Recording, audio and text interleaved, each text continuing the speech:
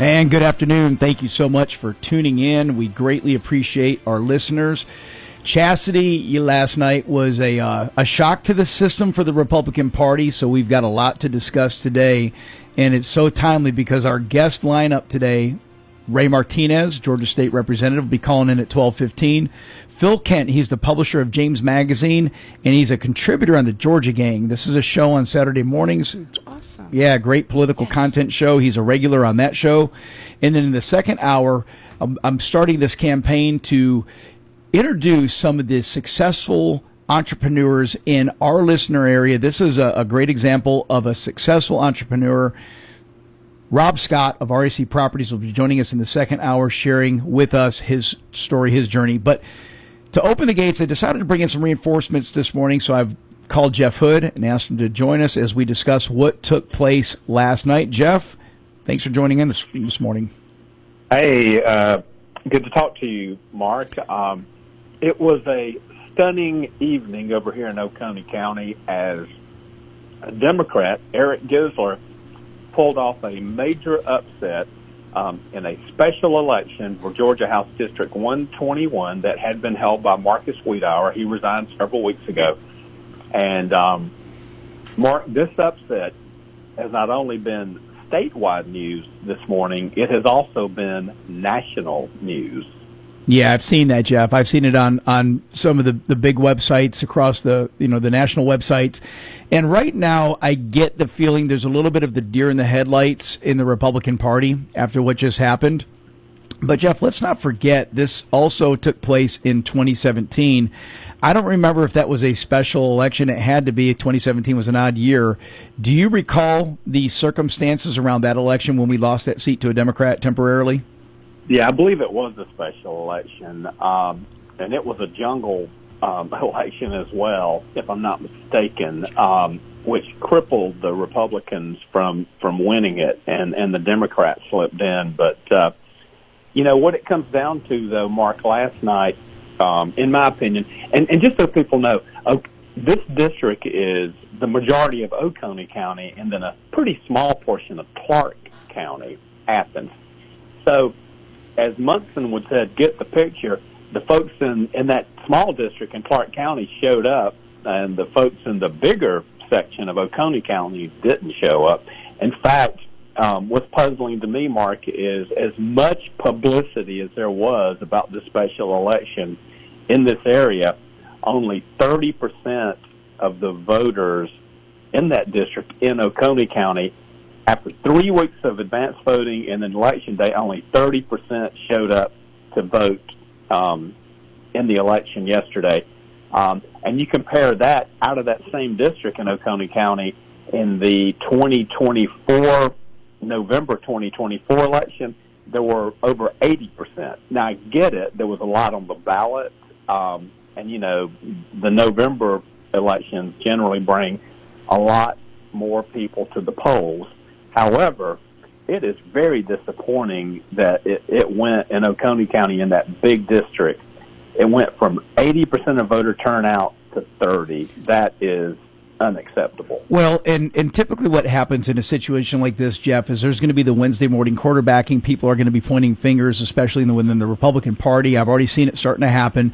Let me just go out there and say this was the right candidate. Dutch, I think, was a fantastic candidate for the Republican Party.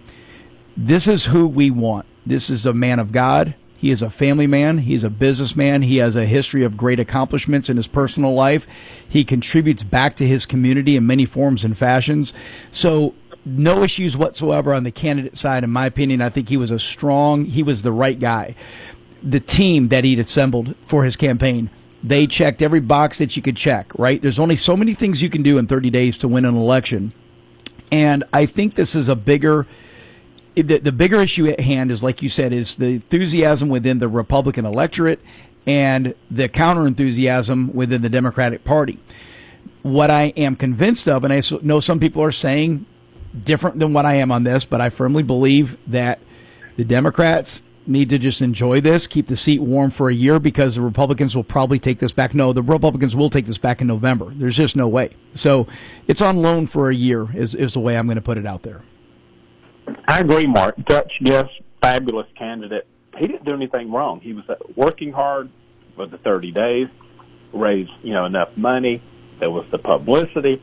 But it's disheartening that people did not get out and vote. And I also agree, I believe we will regain this seat in November of 2026 because, once again, the people that were asleep at the wheel will go vote in November of next year because it's the midterms and they're going to be voting for a lot on the ballot. And, Mark, I don't get I just don't understand why I almost equate it to like buying lottery tickets. I mean, what we saw yesterday. Well, it's only a $10 million pot, so I'm not going to go vote or go buy a lottery ticket. I'm waiting till it gets to like $500 million, like November, when there's a lot on the ballot, and go vote. I just don't understand why people have that attitude when it comes to voting. There's no doubt. We saw it with the PSC election. There was very little enthusiasm for the Republicans to get out of their chairs and go and vote. That has to turn around. I think the Republicans have less than 12 months to do this. They have to find that enthusiasm. Some will argue that this is an indictment on the Trump campaign. That may be the case, too, because think about this. Think of the headwinds that the Trump campaign / Republican Party faces with the liberal news. So, and the best example I can give you on a smaller scale is how much spotlight and limelight has the two... the military attacks that we're doing against the narco traffickers in the, off the coast of Venezuela. Yeah. And there's this incident where a boat was sunk and there was a couple of survivors who remained in the fight. And so those survivors who now those on the left are saying, hey, they should have been rescued. I don't know all the details, but we haven't seen the video yet. But I guess those two guys that didn't get killed in round one were killed in round two, which is how you do it, right? This is war. These are terrorists, and we're finishing the job. Well, that story itself has had so much negative light from the liberal media. But, Jeff, go back just a handful of years ago when President Obama at the time was committing 565 drone strikes over in Yemen and countries over in the Middle East that led to the death of over 500, some say as high as 800 civilians. And the liberal media did not cover that nearly as much as these two narco-terrorists that were finished off in the ocean. So This is just a small example. It's a small sample size of the headwinds that Trump and the Republican Party face, so that the average person on the left, they're just getting one side of the story, right? They're only understanding one portion of the equation, and they're fired up, they're enthusiastic, and the Republicans, what are they doing?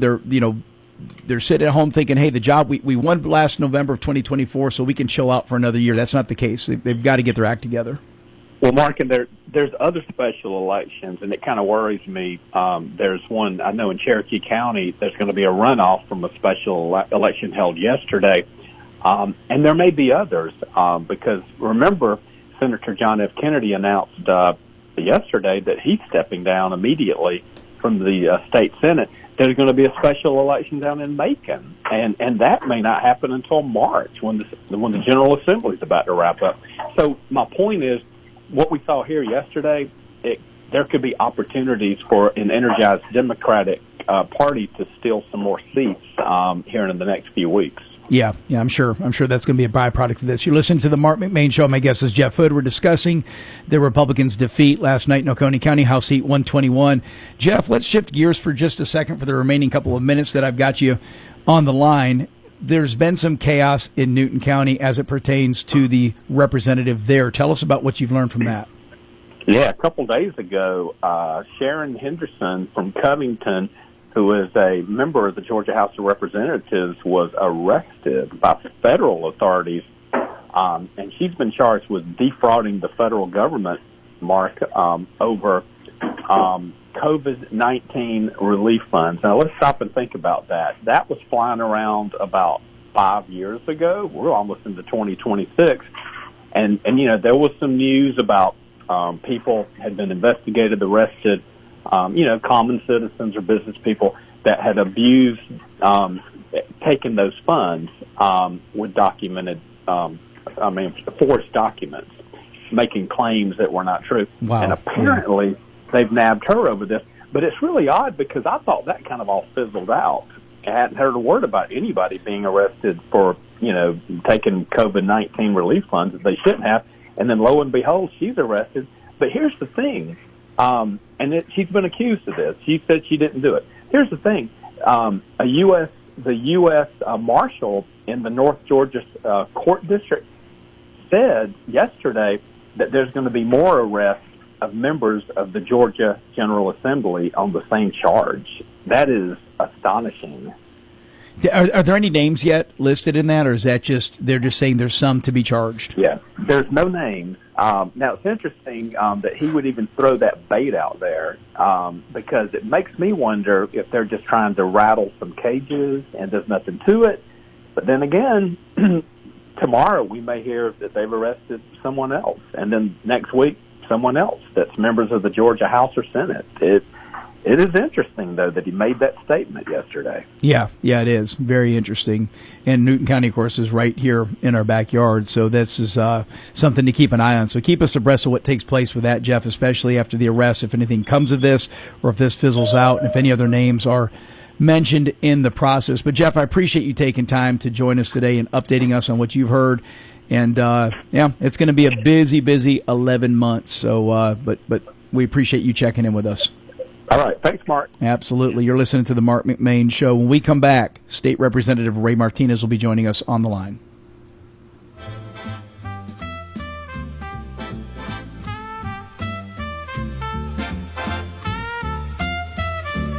Here's Evan Youngblood for Youngblood Tractor in Madison. Did you know Youngblood Tractor is much more than just tractors? Sure, we have the biggest selection of Massey Ferguson tractors around and all the attachments you could ever need. But did you know we also carry the Kawasaki side-by-side lineup like the legendary Kawasaki Mule, Terex, and Ridge? That's Kawasaki's new cab model with heat and AC.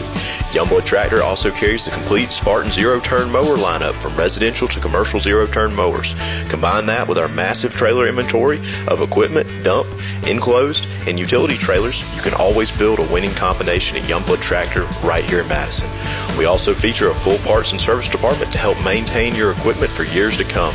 Whether you're a full-time farmer, hunter, or property owner looking to maintain your land, Youngblood Tractor is here to make your next outdoor project a success. Call us today at 706-342-2242 or stop by and see us at 1600 Athens Highway in Madison or shop us 24 hours a day at youngbloodtractor.com. Looking for that perfect piece of jewelry designed just for you? At P&A Jewelers, family owned since 1976, we've been helping our customers shine for nearly 50 years. Now proudly run by second-generation brother and sister team, we specialize in custom jewelry design, expert repair work, and fine jewelry for every occasion. Visit P&A Jewelers, where family tradition sparkles. Located in Loganville beside Quick Trip, or online at shoppajewelers.com. Follow us on Facebook to see what's new. There's something about a clock. It keeps working even when you don't think about it. All day, all night. Behind the clock is a machine you'll never see. Always reliable, always accurate. It wasn't a mistake when we named our heating and air company Clockwork. Yeah, some folks call us and ask if we can fix their watches. We can't. But we can fix your furnace and air conditioning brilliantly, so it runs like a clock. Runs when you're not even thinking about it. But there's something else about the clock in Clockwork Heating and Air Conditioning. We have mad respect for time. We make ourselves available on your time. We never waste your time. And we're at your house in a timely manner. This is what it means to work like clockwork. Clockwork Heating and Air Conditioning. Clockwork-air.com.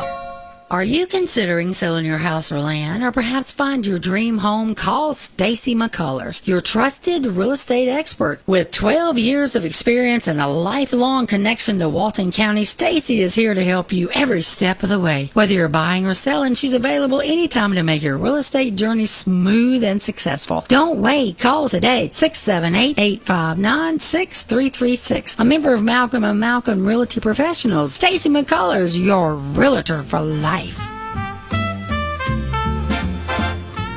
Welcome back, Marc McMain. Our next guest is Georgia State Representative Ray Martinez. Mr. Martinez, thank you for joining us, sir. How you doing, Mark? Good to be here. Yeah, absolutely. I was looking forward to having you on the show. Ray, I'm going to ask you to tell our listeners a little bit about you. Let's back up because you and I have been buddies for almost 2 decades now. When I met you, we had just began the MTM Shopper. Liliana and I just started that business, and you had just started Ray's Cuban Grill in Loganville. You remember those days? Those were the good old days, Ray. I remember those days like it was yesterday, Mark. Thank you for mentioning that. What I did was basically I served in the military for 25 years, and basically after my first deployment, I got back home and I opened up Ray's Cuban Grill right here in Loganville, right off Highway 78. And Mark and Liliana was one of my first customers, and I'll never forget that. So thank you for your support all these years, my friend. Best Cuban sandwich I've ever had in my life, my friend. It's some good food that you. And so you're still in the business, right? Do you do the catering still, or what does Ray's Cuban Grill look like today? Yes, sir. I still do some catering. As a matter of fact, I just got done one this morning. So we're still serving the great Cuban sandwiches, black beans and rice, sweet plantains, what people love around Metro Atlanta. So we're still doing the catering, and instead of people coming to me like back in the day in the restaurant, I go to folks and I cater to them the great Cuban food. That's fantastic stuff. Fantastic stuff. And Ray, I appreciate your service to our country. Tell us as well, you've got 2 boys, and I know that one of your sons has followed in Dad's footsteps. That's right. I got 2 sons right now that are serving in the Great Army. Are they both in? Okay, I didn't realize. Are both your sons serving? They're both in the Army. One is right here in there's Fort Hunter, Fort Stewart out there in Savannah. He's flying the helicopters, the Chinooks. CH-1 is his unit, and the other one, as we speak, is in Fort Bragg waiting his orders to go into Special Forces. So he just got done in Fort Benning going to jump school, and now he's waiting to go through Special Forces. So I'm very proud of their service, and I'm just very proud of them. Oh, God bless them both. And you know, as a dad, as you have a son also serving, I'm sure you're very proud of them too. We pray for them every day, and just God bless your boys. Please tell them we appreciate them, and I know that's got to warm you and your wife's heart to see them following in Dad's footsteps. So, Ray, what was the impetus for you to get involved in politics? Your first foray was it on the city council, or did you go right for Loganville mayor? I don't remember how that transpired. Yes, sir. So what happened was when I had the restaurant, I was just a customer service. I gave it 100%, and I had no idea. I had no idea about politics. I wasn't involved in politics. I was just a small business owner. I didn't even know where City Hall was at here in Loganville, but I had some customers reach out to me, and they insisted that I run for city council. And I didn't know what city council was. I've never been to a city council meeting. But they kept insisting, and they encouraged me, Ray, you got what it takes. We need somebody like you that's a go-getter, that's a small business owner in our community to run for city council. So this was back in 2010, and I decided to run for city council, and I got, and like I said, I hit the doors. After I qualified at City Hall, I hit the doors and did the old-fashioned politicking, so politicking that I think it's missing right now, because a lot of folks think that social media is going to get them elected. I still think that the way to get elected is to just go where the voters are at, and that's exactly what I did. I hit every subdivision in Loganville, in the Gwinnett side and the Walton side, and I got the most votes. In city council in 2010, wow. I decided to run again in 2013, and I won again with the most votes. And then in 2017, I decided to run for mayor. And I got the most votes there. So it just goes to show, Mark, that politics is to get elected is simple. You just got to work hard. You got to work harder than your opponent. You got to hit the roads. Yep. And you got to go door knocking and meet the folks and tell them why you're doing it. You have shown me the maps. That's what got me elected. Yeah, well, and you've shown me the maps of the doors that you've knocked, and so I know you've knocked thousands of doors over your campaigns, whether it was for city council, for mayor, or for now for state representative. And you're right, because one of the benefits, Ray, is that when you are, just like you said, if you're only running a social media campaign, people know you. If you knock doors, they know you and you know them. It's a big difference. So if you're out in public and you meet somebody and they say, hey, I've seen you on social media, then you're learning from them for the first time. But if you've been knocking doors and you're out in the community and you're shaking hands, when you see those people, it's a two-way street. It's a friendship that's already formed. And I don't know that I've seen anyone do it better than you. So you're a fantastic retail politician, meaning getting in there and getting on their level and just getting to know people one-on-one. So kudos to you in that. Talk about now the transition. So you were mayor for several years in Loganville, did a great job. My business has a lot of customers in Loganville and a generous portion of our business is in Loganville. So you and I would cross paths almost daily, if not weekly. You did a great job as mayor. What was the ambition then to get involved on the state level? The ambition is basically I was up for mayor in 2022, and the current representative, which a good friend of mine, Tom Kirby, decided to retire after many years of service, and he asked me, Ray, do you think you want to do this? And I said, you know what, let's do it. I'm going to take my expertise, what I've learned in 11 years serving local politics, of course, 7 as city council, 4 as mayor. I'm going to learn my expertise and take it to the state house. And so far, I'm involved in I'm a member of the agriculture committee. I'm vice chair of the small business development committee for the state of Georgia. I'm also on the veterans committee as a veteran myself. So I'm taking that expertise that I learned in Loganville. I'm taking it to the state house, and so far it's been nothing but great. We've gotten a lot done in the last 4 years that I've been there. We passed some very, very good bills, including some bills to give our hardworking Georgians some money back to their pockets. Yep, absolutely. You're listening to the Marc McMain Show. Our guest is State Representative Ray Martinez. Representative Martinez, let me ask you this. You're about to go into the next session, which will start early January. Just for the listeners to understand the obligations that y'all have as a representative, this is a big task. So what happens is you guys go down to the Gold Dome 5 days a week, really starting in January up and through April. They say it's 40 days you're in session, but it's really a 3+ month commitment. How do you adjust your schedule to prepare for this obligation that you have coming up? Yeah, it is a big adjustment, and you carve your time. You want to focus on from January, from the second Monday in January. Basically, that's when it starts. Or so to about the beginning of April, and you carve your time because you want to make sure that when you go to the Gold Dome, you're not doing anything else.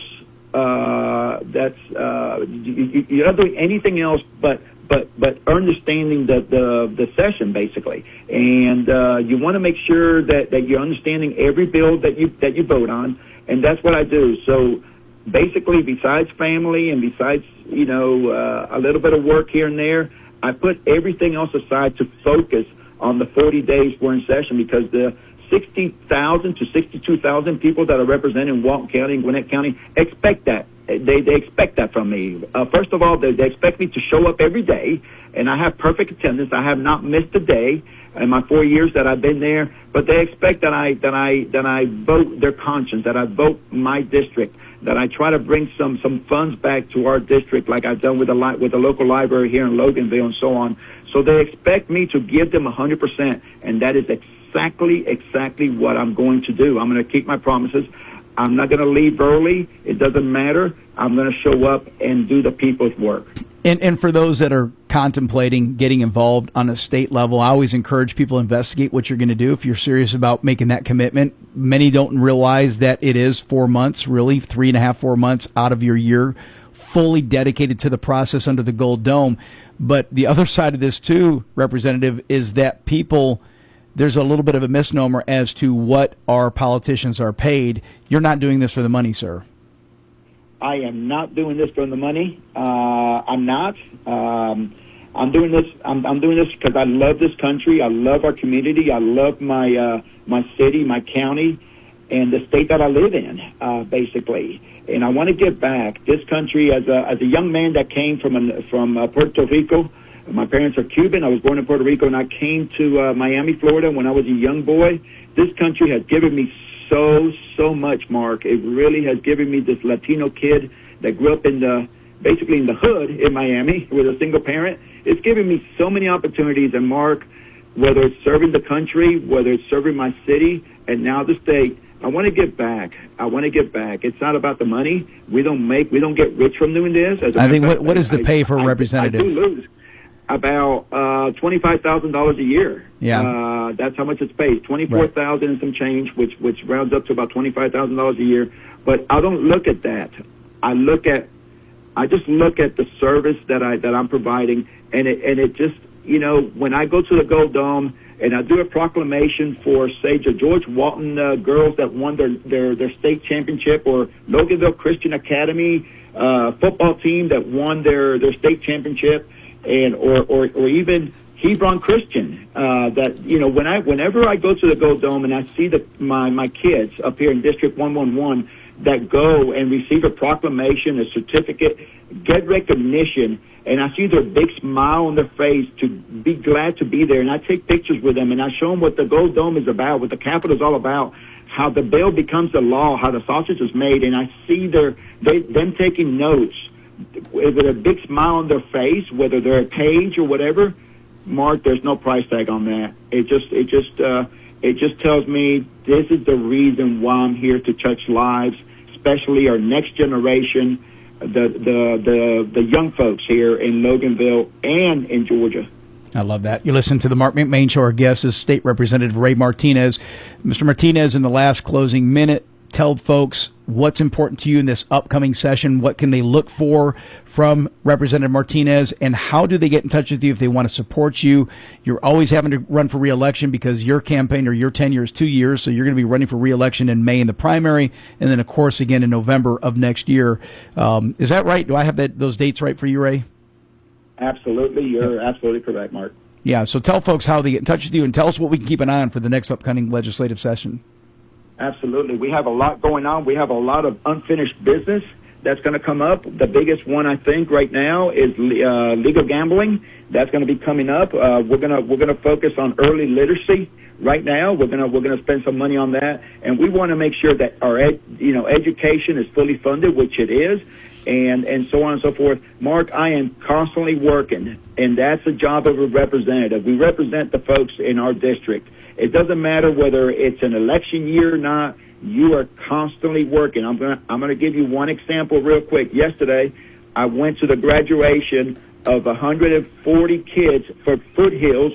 Foothills is a great program for kids that are not able to graduate with regular high school, and they go to Foothills. And we had some great Walton students graduated last night. Well, guess what? Ray Martinez was there to congratulate them on behalf of District 111, on behalf of the state of Georgia. And let me tell you, when those kids that graduated, that have worked hard to earn that diploma, it means a lot for me to be there. So these are little things that we do in our community. These are little things that we don't brag about, but we still go. And it's amazing. It's amazing how much we work. So what I encourage people to do, that if they want to be a state representative, they could contact me, and I'll tell them all the good, the bad, and the ugly of being a state representative. But let me tell you, there's a lot more good than there is bad out there. I love doing what I'm doing. I love to represent my constituents in District 111, Loganville, the town of between, Monroe, Decula, and a little bit of Walnut Grove. I love doing that. And give us your website, too, if you don't mind. Absolutely. It's Ray, R-E-Y, at REYGA.com. Ray at RayGA.com. Excellent. That's your email address, Ray at RayGA.com. And my phone number, Mark, it's wide open. You could call me anytime, 770-856-3601, whether you're in my district or not. If you're a Walton citizen, if you're a Gwinnett County resident, Walton County resident, feel free to call me, and we'll see if we could get the job done for you. Representative Martinez, I appreciate you taking the time to join us today, sir. Thank you, Mark. Absolutely. You're listening to the Marc McMain Show. When we come back, Phil Kent, publisher of James Magazine and contributor to the Georgia Gang.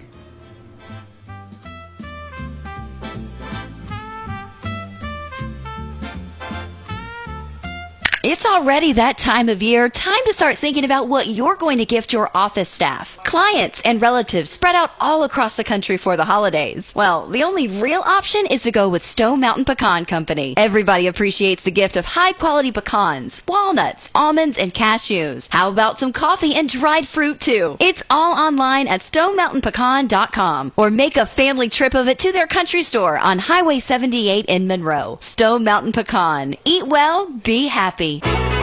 Keep your vehicle looking and running like new with help from the Wow Express in Monroe, offering a state-of-the-art drive-through vehicle car wash that includes free vacuums, window cleaner, and so much more. Be sure to check out their unlimited wash club that saves you money. Open 7 days a week at 911 North Broad Street in Monroe and their second location at 242 North Broad Street in Winder. To learn more, go to wowwashandlube.com.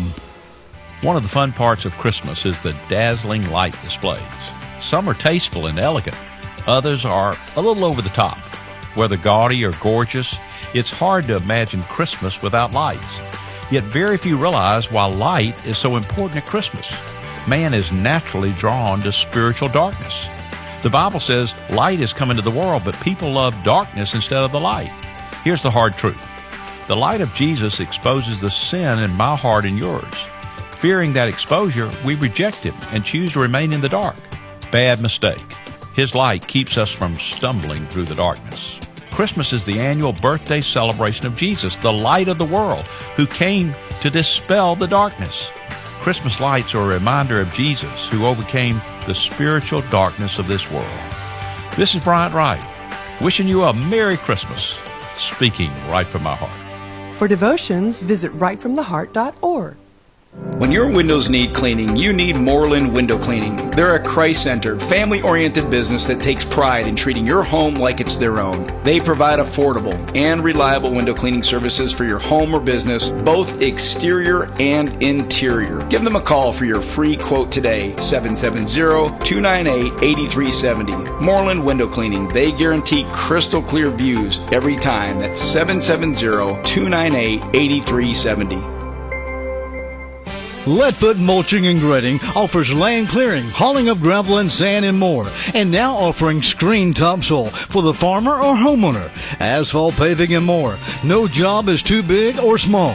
Locally owned and operated, it's Leadfoot Mulching and Grading, serving all of North Georgia. Fair prices and great customer service. Phone 404-909-5227 or go to leadfootmulching.com. A Ford Bronco Sport for only $25,000. That's just one of the year-end deals at Aikens Ford in Winder. Hi, this is Brad Aikens, and through December 31st, take $10,000 off the MSRP on select new 2025 Ford Broncos and Ford Bronco Sports. So you can drive a 2025 Ford Bronco Sport home starting at just $25,238. Stock number 04630, MSRP $35,238 with approved financing through Ford Credit and your 1995 Renewer Trade. Dealer retains factory rebates plus government fees. See dealer for details. Visit us today at AikensFord.com.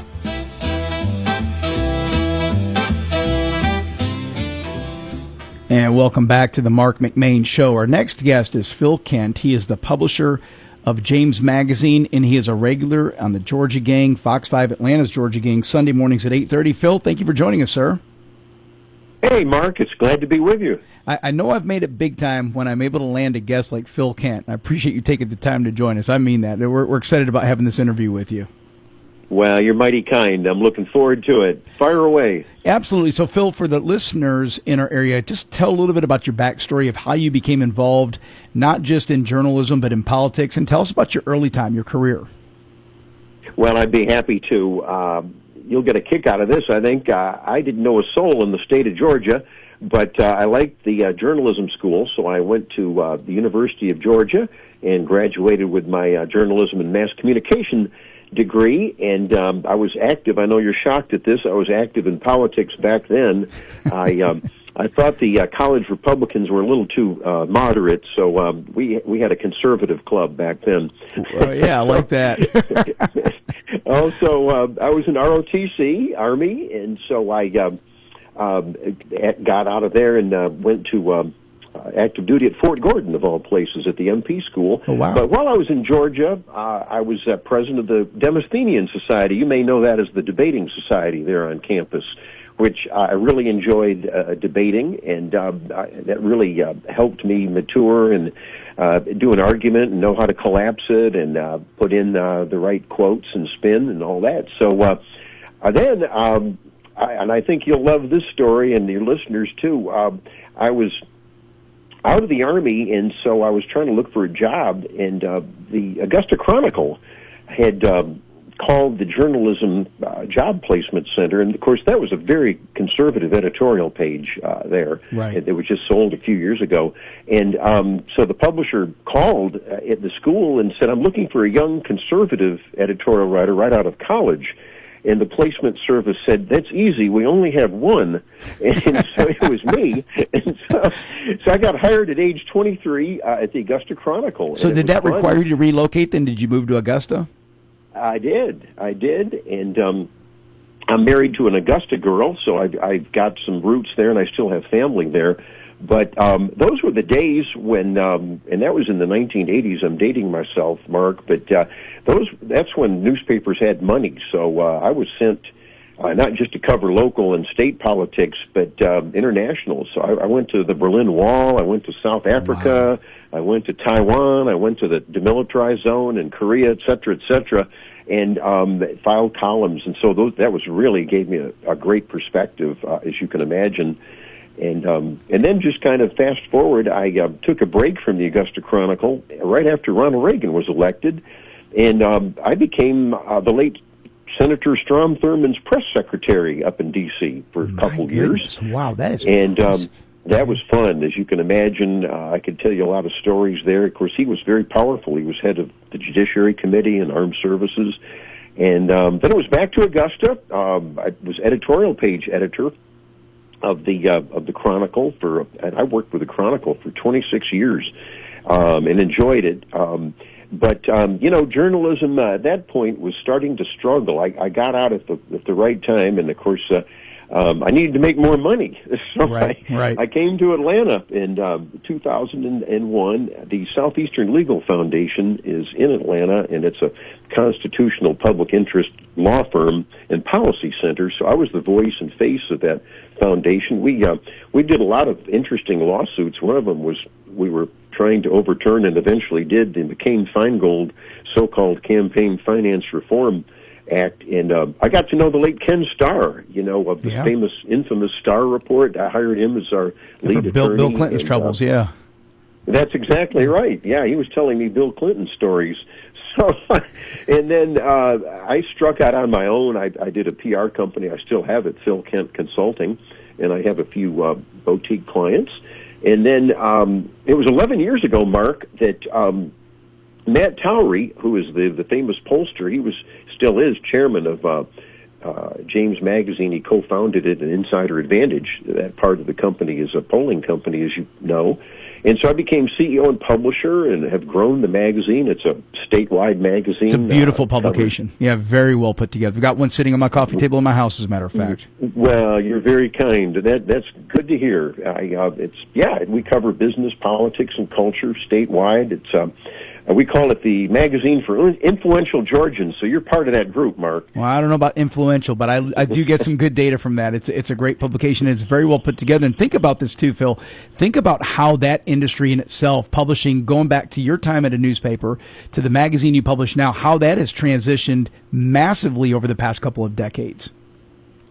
Well, you're making a good point, and as a lot of people know, and you've got the Atlanta Journal-Constitution ending its print edition at the end of December. Right. Think of that as right. That's a historic milestone. They're going digital.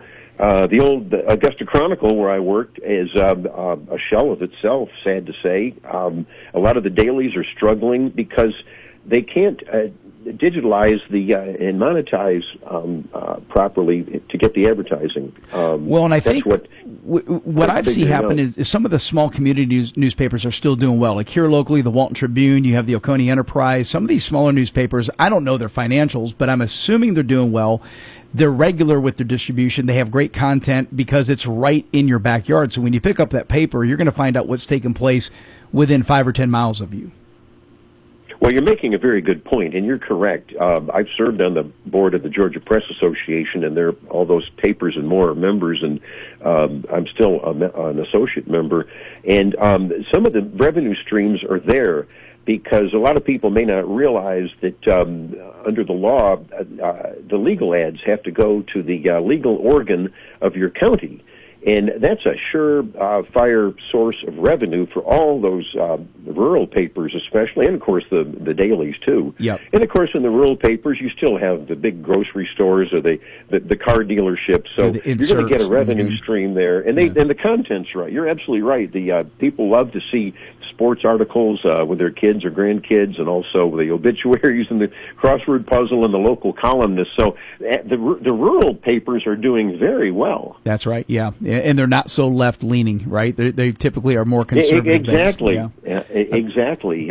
They know their audience, and they're a little more balanced, too. I know a lot of those editors, and I'm sure you do, too. Yeah, they do a good job. You're listening to the Marc McMain Show. Our guest is Phil Kent. He is the publisher of James Magazine, and he is a regular on Fox 5 Atlanta's Georgia Gang Sunday mornings. And Phil, before I proceed, I want to say thank you for your service to our country. I learned that in our conversation today. I was not aware of that you had served. Was there a moment? Thank you. Oh, absolutely. Was there a moment, because you have been around for some time, you talked about being involved in the political landscape since the early 1980s, so you saw Georgia transition from the heavily Democrat side of Georgia to where Republicans became popular, because Republicans were almost non-existent in the late 70s, early 80s. Was there a moment that you saw that fundamentally changed? Was it Ronald Reagan, or was there something else that really shifted Georgia to become a red state? Well, that's a good question. I think I would have to go back to 1980 because the Republican Party was being built slowly, especially in Atlanta. And some of the Democrats, a lot of them were basically conservative Democrats, at least fiscally conservative, and somewhat culturally conservative.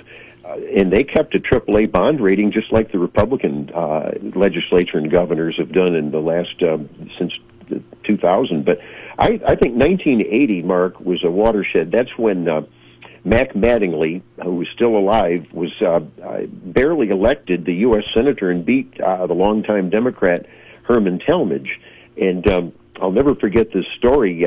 Some of the people that worked for Talmadge, who was well known and was reelected without any problems until 1980, they'd go to different counties and they'd ask Senator Talmadge, who are some of your top supporters? Give us maybe a dozen names, and we'll get them motivated and get out the vote. And so he gave them the names, and they had to go back to the senator and said, Senator, unfortunately, these people are all dead. And so I knew then that the Democrats were going to have trouble with the ground game, and Mac Mattingly won. Right. So that was an eye-opener for me. Yeah. Yeah, no, think about that. And it has changed so much. And obviously you have seen a lot. And I want to dig into that in this next segment. We'll talk about maybe some more local things that have taken place and then statewide where the shift is happening in Georgia. There's a lot of conversation about this. You're listening to the Marc McMain Show. When we come back, more with Phil Kent.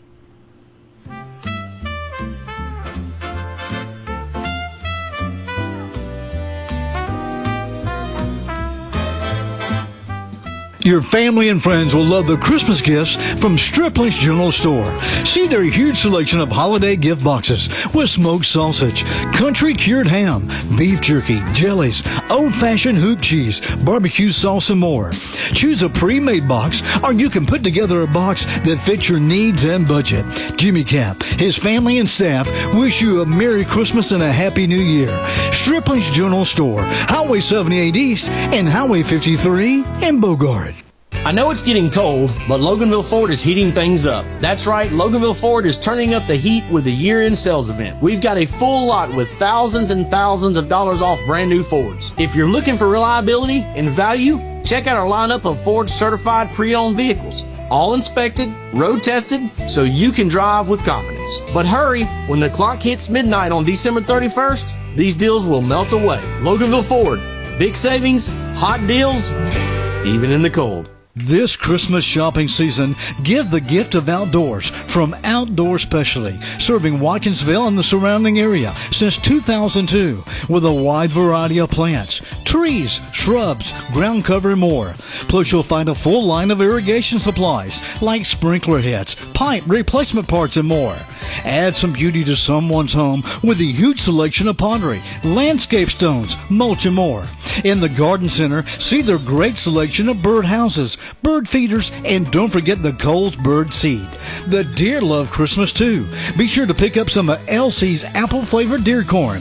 This Christmas, stop in and say hello to Elsie, Diane, and their friendly staff at Outdoor Specialty, 1460 Greensboro Highway in Watkinsville. Wishing you and your family the very best this Christmas season. Call 706-769-8737 or go to OutdoorSpecialtyNursery.com. Don't wait to transform your home with Moncrief Flooring and Remodeling. Be ready to entertain for the holidays. From stylish floors to full kitchen and bathroom makeovers, it's quality craftsmanship on your new hardwood plank, tile, carpet, or laminate flooring. Give them a call at 770-589-9546 to schedule an appointment. Let's build something beautiful together. Located at 4915 Highway 138 in Loganville. Moncrief Flooring and Remodeling, where dream homes begin.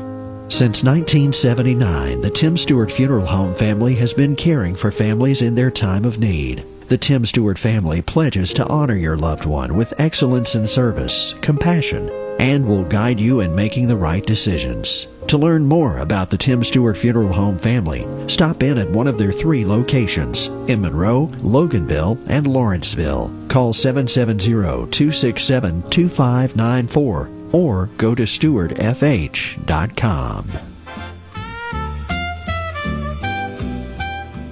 Welcome back. Marc McMain Show. Our guest is Phil Kent. He is the publisher of James Magazine and a panelist on Fox 5 Atlanta's Sunday morning show, The Georgia Gang.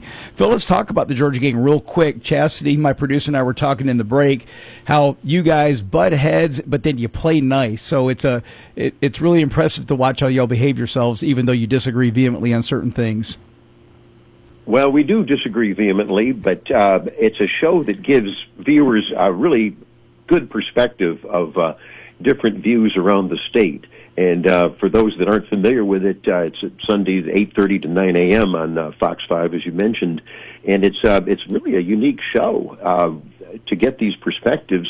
And you've got 2 panelists that are Republicans and 2 Democrats, and then Lori Geary, who for years was a political reporter for WSB. She's the moderator. So it's a great group. And we try not just to give opinions, but we try to also give out information for the viewers that maybe you don't read in the mainstream media. And we all dig in and kind of drill down on some of the public policy issues of the day. So I think it's a real public service what we do. I agree, and it's the fastest 1 hour in politics, in my opinion, because when you sit down and watch the show, oftentimes when it ends, it leaves you wanting for more. So I think, and that's a good thing. That's not meaning you guys are falling short. It means that you guys are providing such quality content that there's an appetite to learn more about it. So, yeah, well done to you and your team and everyone there, because it is a good show. Well, I appreciate that. I just, like I said, Chastity and I are wondering how sometimes y'all don't get a little bit more angry with each other. Y'all behave yourselves so well. Oh yeah, well you have to. There's facts and then there's truth. I try to emphasize that to the liberals. You know, it's a great job. So we just witnessed over here in our neck of the woods, this station covers from Athens down to Lake Oconee back into Walton County. We have a tremendous footprint with our 6,000 watts. We reach around 300,000 total audience. And we're smack dab in the middle of our coverage area, Phil, Oconee County. The Republicans just had a shocker last night. Were you following this closely? Yes, I was. In fact, I have a place over on Lake Oconee, so I'm familiar with Lake Country very well, even though I live in Sandy Springs.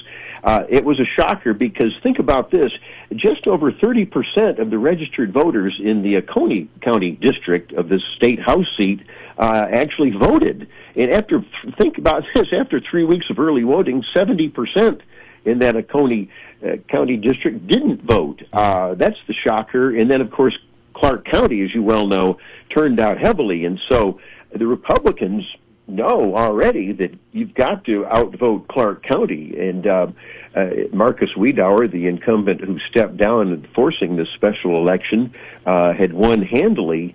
And it's going to be something where Dutch Guest and the House Republicans, State House Republicans, are going to have to say, how do we get our ground game out?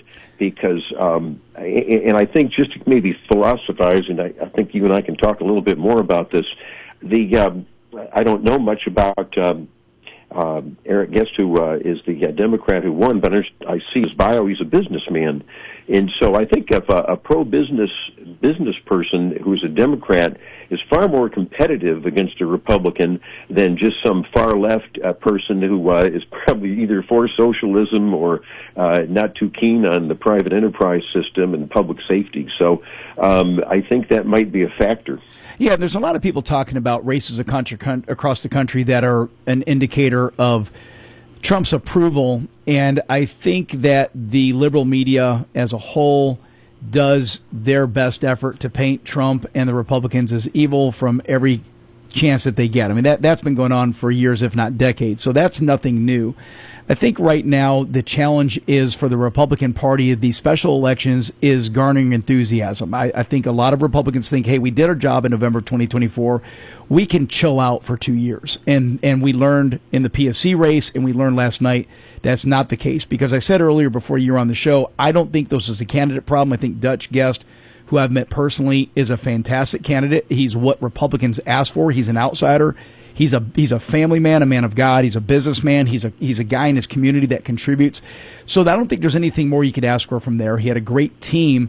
I think this is just it's just tough timing in this special election to get people motivated, Republicans specifically, to get out and vote. Well, I think you're making some good points. I might, and you know more about this perhaps than I do, but I don't know his team. But I'm wondering how much of the digital advertising was done pinpointing the Republican voters. You can tell who the Republican voters are in a primary and pinpoint them. And I don't know how much door knocking was going on, but I think that there has to be. I'm glad this happened now in a way, so the Republicans can be ready for the May primary. That's going to come up pretty quick, where, of course, you've got the U.S. Senate race at the top of that primary for both parties. That's right. Yep. And the gubernatorial race, et cetera, et cetera. So, but I think that the Republicans are going to have to up their game. Both parties, as you know, are coalitions, and the Republican Party is a coalition of Kemp Republicans, and we're bringing in a lot of blue collar voters. Trump, of course, brought in a record number of, not just in Georgia but nationally, of Hispanic and Black voters. And of course, you have your traditional Republicans and the Christian right, and then you have and the Democrat side. They've got a big problem that the media doesn't really explore. And that is that there's a war going on in the Democratic Party. It's being hijacked by socialists, even in Georgia. Because just to digress a second, but I think it's important. It was in 2024 that this open socialist was elected as a state representative in the Smyrna district of the state. And then you've got in a Democrat primary, get this, a Muslim Palestinian state lawmaker, Rula Roman, is running for governor. I saw that. And she's totally against the police. She's totally for capitalism, against capitalism, for socialism. That's a shocker. And she was posed with a picture of Zoran Mandami, who's the New York mayor. So that's her bud. I think they've got a problem. It goes back to your race, the special election in Clark and Oconee. If the Democrats are running a mainstream liberal who's fairly friendly to business, they're going to be far more competitive than if they run a far leftist. Absolutely. You're listening to the Marc McMain Show. Our guest is Phil Kent. It's interesting because going back to 121, that House seat, I said earlier, this seat is now on loan to the Democrats for 11 months. The Republicans will take it back in November. There's no doubt in my mind that's what will happen. Math and history shows that's to be the case. But this is going to be a busy 2026. Is there anything that you're keeping an eye on? And I said before that the Republican, if you were to look at the roster, Phil, of Republican candidates, whether it be from governor all the way down to the House of Representatives seats within our state, our lineup is incredibly deep, meaning I think we've got this fantastic roster of potential candidates, whether they win in this cycle or they lose and win in a different cycle. Our lineup is great. When you go to the other side, just like you said a minute ago, their lineup is filled with community organizers, activists, and people that have gone way wacky far left. So I think we're positioned well for 2026.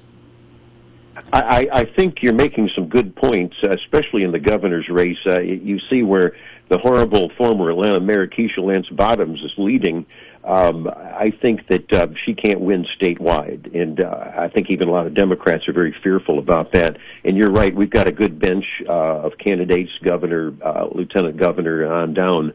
I am concerned, as everybody on the center-right politically should be, John Ossoff, the U.S. Senator incumbent, is going to be hard to beat. No doubt. He just raised, I know you know this, $21 million in the last quarter. And you've got three Republicans, all good people. I don't know much about Derek Dooley, but he's saying all the right things. But when you got three people, you've got to unite at some point next year, because they're just going to be burning up money we could be using against John Ossoff.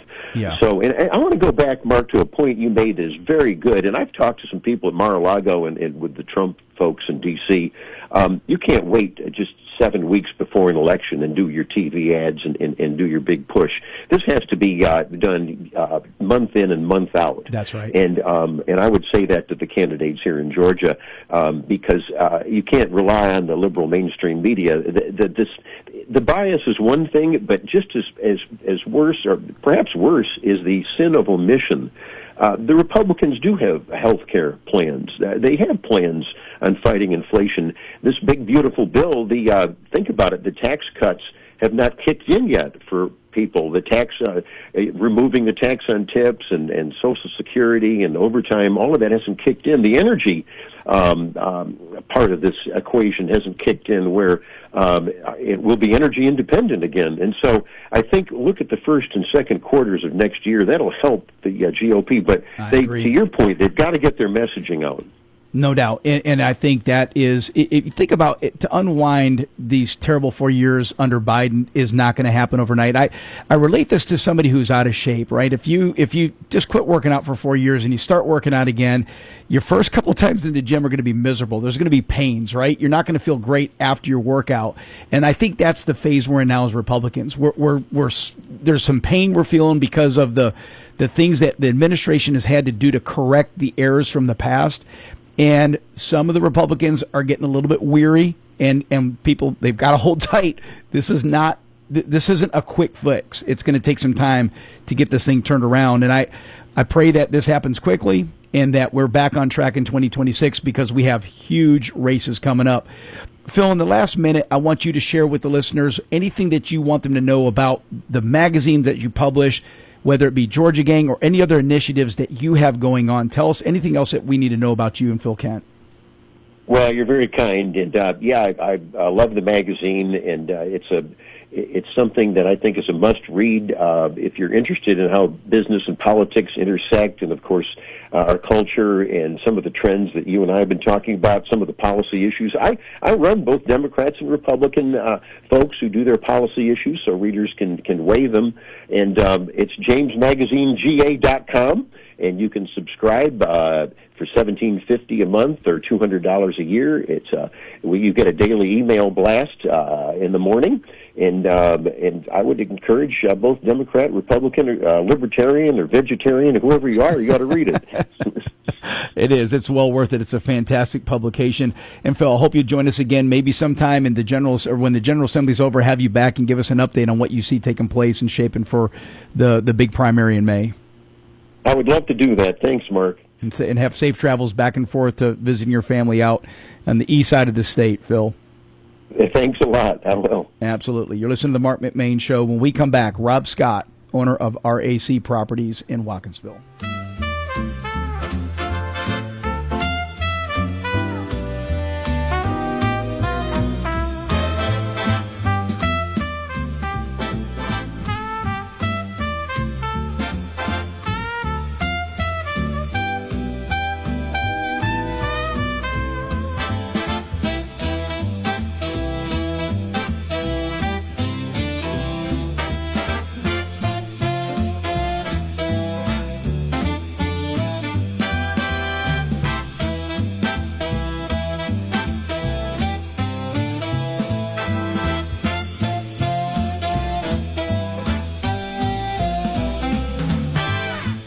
I've got to tell you about the best kept secret in Monroe for electric wholesale supply, Allen's Electric. Family owned and operated since 1972, Allen's Electric offers a complete line of electrical supply, wiring, breakers, bulbs, heating elements, electric motors, light fixtures, and so much more. Located at 925 West Spring Street in Monroe, stop by and see Brian and Cindy, in business for over 50 years. That's Allen Electric Supply, 770-267-5572.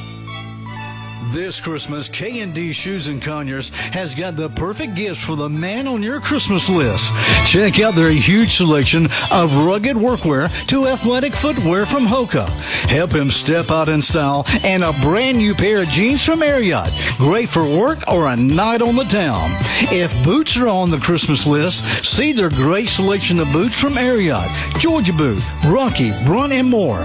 Not sure what to buy? Then check out the gift cards. One size fits all. This Christmas, your one-stop shop for the man on your Christmas list is K&D Shoes. Open Monday through Saturday from 10 a.m. to 6 p.m. and on Sunday from 1 p.m. to 6 p.m. 2240 Dogwood Drive in Conyers. That's K&D Shoes in Conyers. To learn more, go to kndshoes.com. Merry Christmas from K&D Shoes. Are you looking for custom t-shirts, golf shirts, or uniforms for yourself or work? What about a family reunion, a fundraiser, or sports team? Whatever you're looking for, Chris and Debbie at Blue Hound in Monroe can help you. Real Country uses Blue Hound for our golf shirts and t-shirts. They do quality work and they're great folks. Blue Hound is located at 111 East Washington Street in Monroe. Go by and see what they can do for you or call 404-307-3664. That's 404-307-3664. Tell them April sent you. Make sure your diesel is ready for every season by stopping in at Leadfoot Diesel. Their technicians have many years of combined experience to keep your Cummins, Power Stroke, and Duramax running the way it should. Plus, they can improve fuel mileage, perform upgrades, AC repair, and they offer tires, wheels, lift kits, and more. Diesel owners from all over the country trust Leadfoot Diesel, 320 Mayfield Drive in Monroe. Stop in or go to leadfootdiesel.com. As we continue to struggle with increasing prices on everything from food to gas to clothing and school supplies, all of us are facing stress on our budget. At Oliver Insurance and Financial Service, while they cannot impact all the areas of increase, Oliver Insurance offers a no-obligation comparison of your present home and auto insurance from the 9 carriers they represent. They also offer commercial, boat, RVs, and life insurance. Call 770-978-9470 to start a quick comparison or visit the website oliverfinancial.com. Make sure your diesel is ready for every season by stopping in at Leadfoot Diesel. Their technicians have many years of combined experience to keep your Cummins, Power Stroke, and Duramax running the way it should. Plus, they can improve fuel mileage, perform upgrades, AC repair, and they offer tires, wheels, lift kits, and more. Diesel owners from all over the country trust Leadfoot Diesel, 320 Mayfield Drive in Monroe. Stop in or go to leadfootdiesel.com. Real Country. This is Q92.3 WMOQ FM, Bostwick, Monroe, Madison. Your home for real country.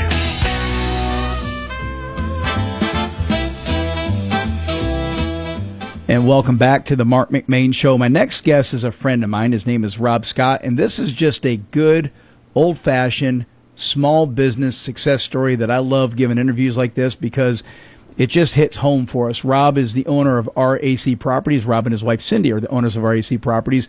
Rob, thank you for joining us, sir. Yes, sir. Thanks for having me. Appreciate it. And when you and I first met, I never made the connection that RAC is, I'm assuming, Rob and Cindy. Correct, yeah. We always joke because I get one letter and she gets the and Cindy. So she's a 66% owner. Correct. I like that. Rob, let's start from the beginning. Maybe tell our listeners just a little bit about yourself, your upbringing, family, things like that. Yeah, I grew up in Maine as a younger child. My dad was retired Navy, and my dad was a logger up in Maine, and so my early childhood was all about work. Because if my dad's a logger, I'm a logger. So he put you to work. He put me to work, and that started when I was 8. We moved to Colorado when I was 14. I moved to high school there. I went to Colorado, and that's where I initially saw Cindy. We didn't date in high school, but I really, because you met at a young age. I pursued her at a young age. I like that. But in the end, I'm a pretty persistent guy, and it paid off. So. Well, persistent pays off in many ways. Did you come from a big family? Nope, just me and my brother. And like I said, my dad was retired Navy, so we moved all over the place and then settled in Colorado. I went to high school there. And every entrepreneur that I know has some moment maybe in their young years that they kind of identify that they're going to do their own thing. I see it in one of my sons. I know he's going to be an entrepreneur just from things that he did when he was a kid, things that I did when I was younger. Was there a moment for you as a child or a teenager that you thought, hey man, I'm going to be my own guy at some point? I mean, it came later in life for sure. I had, when I was young, I was going to be an accountant. I thought I was going to go to college. I was like, that's what I'm going to do. I'm not going to follow in my dad's footsteps. You wanted nothing to do with the logging business. Definitely not logging, and probably not Navy either. So, but somewhere along the way, I kind of got with a crowd that wasn't the best crowd in high school. I ended up getting a DUI when I was a senior in high school. Didn't have my license. I'm like, I'm still going to go to college. So I'm driving to college without a license, and I know. If our sheriff was here now, oh well, they found me back then too. So statute of limitations. Yeah, so I got another ticket driving without a license, going to college, and so that day, I didn't really have a lot of choices. That day, I was driving home, and on the radio, "God Bless America" came on, and I'm like, man.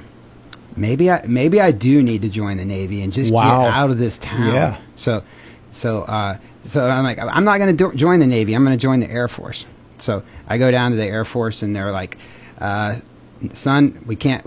You got a DUI. And so I'm like, disqualifier. Yeah. Okay. I'm like, okay, whatever. So we go to the next door and talk to the Navy recruiter, and I'm like, I got this DUI. What do you think?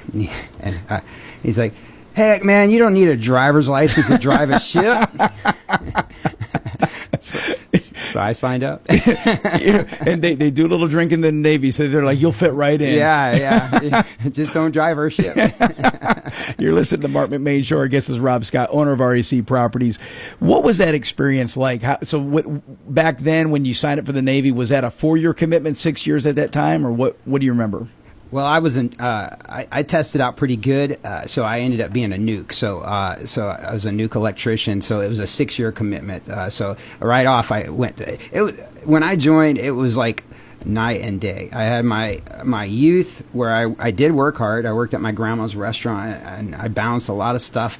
But I was a wild child a little bit. But when I joined the Navy, I was like, I am putting all that behind me. I am focused. So you conformed immediately. Yeah. And worked hard, never looked back. Did you go to Charleston? Was that? I went to boot camp in Orlando. And okay. Then that was where Nuke Power School was too. And it was in Orlando. Okay. Yeah. Mm-hmm. Yeah. So I excelled. I did very well in the schools. I got picked up for staff, and then kept rolling. And I always wanted to get my degree. I wanted to become an officer. That was kind of like when I got in. That was my goal, and so while I was a nuke, I went to the Enterprise. I was on a carrier. I got my degree. It took me like 6-7 years, because I had a full-time job. Sure. This and that. Yeah. And I got my degree, and I got my commission, and that's kind of where, that was a big change for me. We went from Cindy and I. We had kids early. We were poor. I mean, like we joke that we couldn't even. We were we couldn't afford the extra R. Yeah, right. Well, and so were you married when you were in the Navy in your time, Melissa? Yeah. We got married. I was 20 and she was 18, and we had both our kids very early. She already had Jessica. I adopted her, and then we had Kyle right after. So we had 2 kids very early. And so, a lot of people would say that's probably not the recipe for success, but we dug in and figured it out. And, and once I was like, hey, I just want to get a commission, and that's kind of what I worked for the first 8 years. It's a lot of stress on young military families. This is something that I've seen up close and personal with my son who's not married, but it's there's not a lot of pay in the military, right? You're not making tons of money.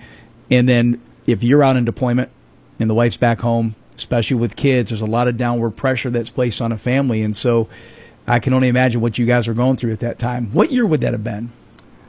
What year? I was on the Enterprise 92 to 95. Okay. I went back down to Orlando to teach after that, and I got my commission like 96, 97 is kind of where it was. In that time span, yeah. Mhm. When you look back at your life before the Navy, and say even before, of course, before business ownership and before the Navy, was there a moment early years that something that you still carry with you, a lesson that you carry with you today? Was there something that was, prior to that moment of you listening to that song on the radio that said, hey, I'm going to enlist? Was there anything else that happened? I know it sounds like the work ethic that was bestowed upon you by your father in the logging business, maybe that was at a point too where that resonated with you throughout your life? Yeah, I think so. That and I worked at my grandma's restaurant. And Tell me about that. Your grandma had a restaurant? Yeah. In high school, so I did football some. I wrestled every year, and I worked at the restaurant for 20 or 30 hours a week, and then went to school. So it was just I just grew up working, Yeah. And that's transferred because I picked up real estate about halfway through my military career, and basically worked 2 full-time jobs for 10 years until I retired, or 13 years from when I retired in the military. And then when I got out, I still worked 60 to 80 hours a week. I just have always worked a lot of hours. I tell young people all the time who want advice, whether it be financial advice or future successful advice, and I tell people just work. Things will happen. Right. Doors will open as long as you're out there and you're doing it. Don't look for that perfect job, and definitely don't look for the get-rich-quick scheme. They don't exist. Look for the get-rich-slow scheme. Mm-hmm. Those are applicable, and those are actually something that you can put the pieces together to make work. But it starts with jobs. It starts, and nothing is beneath us, right? Right. You do something like you talked about doing the logging with your father, or working in your grandma's restaurant. What kind of restaurant was it, by the way? Chastity, you paying attention to this? We've got a restaurant owner town here. It's just a little family restaurant. Yeah, like a little diner. Yeah. Did Grandma at least give you a free meal every now and then too? Yeah, I got free meals. Yeah. That goes a long way. Yeah. No, but I mean it when I tell you, you think about those experiences at a young age. They're very formative, and that's where your determination and resilience begin. Is hard jobs at 14, 15 years old. Sure. Yep. One of the things, when I joined the Navy, I thought, I don't know, I had this impression that everybody might be, I don't know, that I was below average or whatever, but I guess and it took me many years to figure out that on average, everybody's average. And if you work really hard, you quickly become above average. Hey, that's a great way of putting it. Yeah. And so I worked really hard. And so in the Navy, I always moved up because I worked harder than other people. I mean, maybe I wasn't smarter than them or whatever. I don't know. But I always moved up fast because I worked hard. You hustled. Mm-hmm. Yeah, I love that. You're listening to the Marc McMain Show. Our guest is Rob Scott. When we come back, more about his journey from the Navy to being an entrepreneur. This is an average talk show, but because of Chastity, she makes it above average. We'll be right back.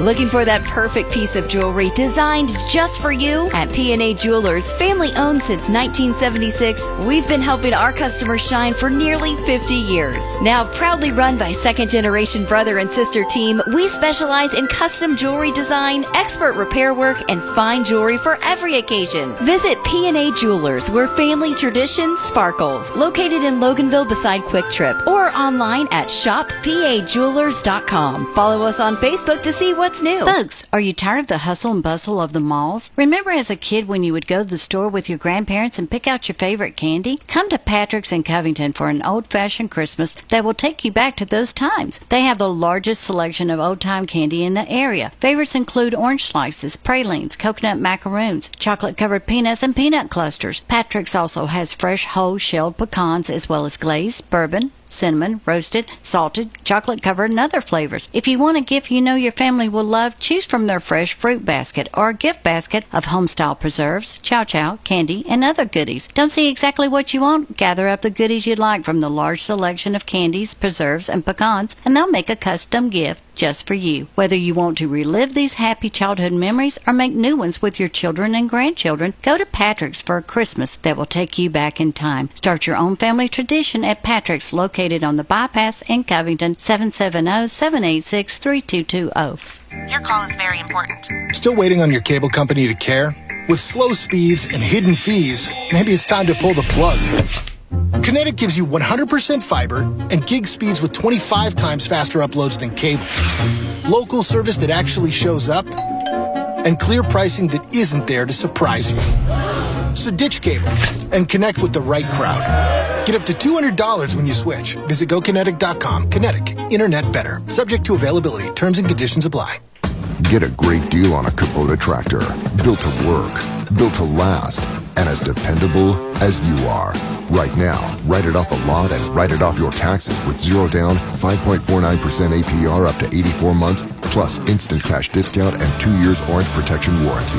Now through December 31st. Consult your tax advisor. Details at KubotaUSA.com. Your Kubota dealer is Hayes Tractor, 545 Highway 11 South and Social Circle. Go to HayesTractor.com. Hey, April Lynn here, inviting you to join me and Les Lane for a live remote broadcast on Saturday, December the 13th at Franklin's from 10 until 1.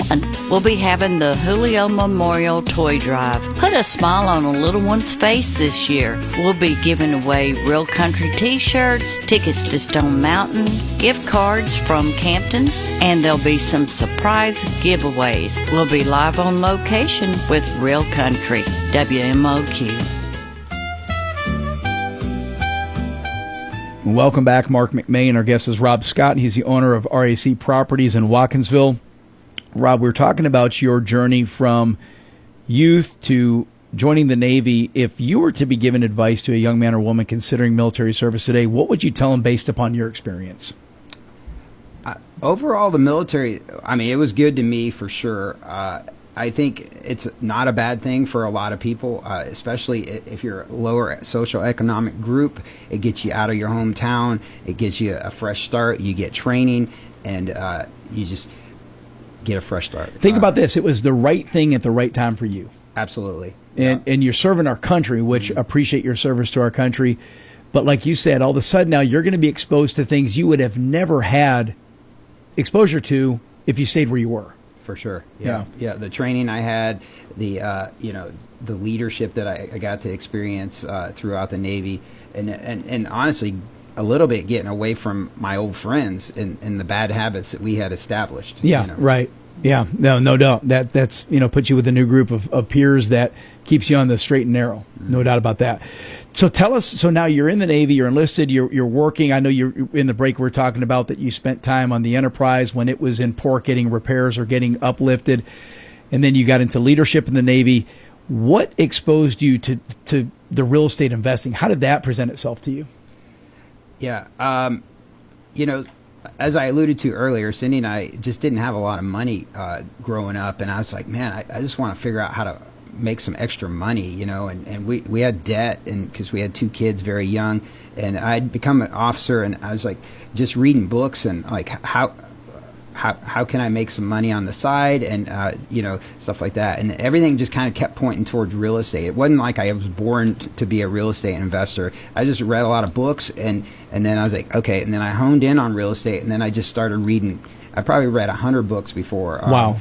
We really took that first investment, so I learned. I mean, you don't have to have formal training to learn something. That's right. You can read it, talk to people, and then I was like, I think I can make this work. And so you basically educated yourself on what to expect and how to approach it. Right, and cash flow. At one point, I was supply corps in the Navy, and at one point I was going to be an accountant, so I'm kind of numbers based. I was nuke, so it's all numbers based. Yeah. So my philosophy in real estate is cash flow. So like I won't buy something if it doesn't cash flow, right off. So and my bankers love it because they know my portfolio cash flows because every component of my portfolio cash flows. So obviously there's security there. Yeah. Right. Yeah. Do you remember your first investment property that you and Cindy?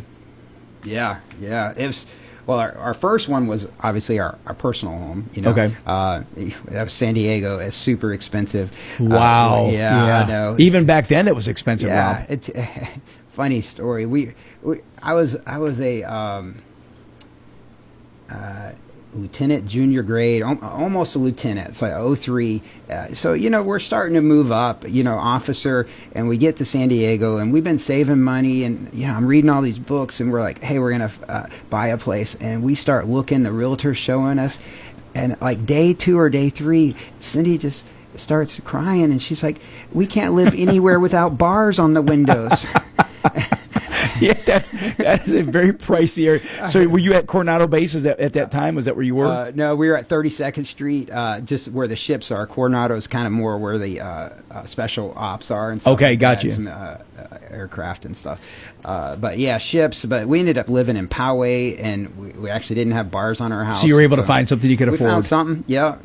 And then like 6 months or a year later, we got a HELOC, home equity line of credit. Yeah. That was and I started going to search for property, and I looked for 6 months or a year, and I finally found this motivated older guy that had actually 5 multifamily properties, and he was willing to carry a second mortgage. And so between my HELOC and him carrying second mortgages, we were able, our very first property was actually 14 units. So. And for those that are listening that are ambitious about wanting to get investments, this is brilliant. So you buy a home. Obviously, that is a very strong appreciated market, right? If you buy it right, everything goes north in California. So then you get a home equity line of credit, a HELOC, and you take the equity in your home. So let's say you bought the home for $300,000, and all of a sudden now the home's worth $400,000. You've got $100,000 you can pull out of the house without having to sell the home and use that to reinvest in something else. Right. So now you're duplicating your efforts. Right. Yep. And that's what we did. And then that was like 2002, and we rode the market up for a little bit, got some cash flow, and I was like, I feel like the market's getting frothy. You know what happened in 2005. Yep, right. I was a little early, but I was like, the numbers aren't looking good, so I started selling what I'd bought. We bought some in the Midwest, and turned out our timing. Well, you had some vision. Yeah, it wasn't so bad. You had some incredible vision, because in 2008 everything just went south, right. And it went south quick. Yeah. You listen to the Marc McMain Show. Our guest is Rob Scott. We're talking about his real estate investment venture. Just for the listeners to know now, we talk about home prices out where we live here, Rob, are what we think are elevated, because a starter home in this neck of the woods, say between Walton and Oconee and Morgan counties, a starter home is still high 300s, low 400s. Would you agree with that? Am I on with that number? I think so, yeah. A starter home in La Jolla or outside of San Diego is probably 1.1, 1.2. Probably so. It's just ridiculous. Yeah. How expensive the homes are. And out nothing cash flows out there. It's impossible. Mm-mm. Yeah, unless you bought the house in 1995 or something. Right. And then you're in a good state. So, advice for a new investor: what were some of the early challenges that you faced? You're a new investor at this time. You're just getting in. What were some of the things, if you look back, that you and Cindy faced when you were outside of your first purchase, when you had sticker shock? Anything else that came to mind that was like, man, we did not expect this? I mean, as a real estate investor, it's always cash. Your problem is always cash. Because as soon as you buy something, it took all your existing cash, and until you sell something or refinance something or wait several years to get cash flow or whatever, you can't do another project. So, yeah. So it's always how are you going to get more cash to do the next deal? Whether and that's why Cindy and I were we just kind of got this model where we would buy a house and we would flip it, and that would get us some cash, and then we'd buy a couple more places. We'd keep one for a rental, and then we'd flip one, and that kept cash flow. So you do that enough times, next thing you know, you got a lot of rentals too. And at what point did it happen for you guys that you looked and said, hey, this thing that we started off as a little side gig to make extra money to fill in the gaps from a military pay, at what point did you say, wow, we're building an enterprise? Right. We came to Athens in 2005, and I was at the supply school, and then they sent me to UGA for a couple of years, so that put me at 2009. I would say at that point I was flipping up quite a few houses, okay. and I had some rentals. I wasn't buying that many rentals because the market was still pretty weak, and you didn't know if it was going down or up, and it was still going down. So I was thinking I wanted to do it, but I wasn't sure. And then I had to do what's called a payback tour in the Navy because they sent me to UGA. I owed them. You owe them some time. Yep. Yeah. And, and I didn't want, that's one of the things about the Navy compared to civilian is orders are orders. You don't get to pick the ones you want to do. Pick them. No. So they were like, "You're going on your fourth ship," and I'm like, "I don't really want to go on the fourth ship." But and then eventually they're like, "Okay, well you can go to Japan." And Cindy didn't really want to go to Japan, but there we are.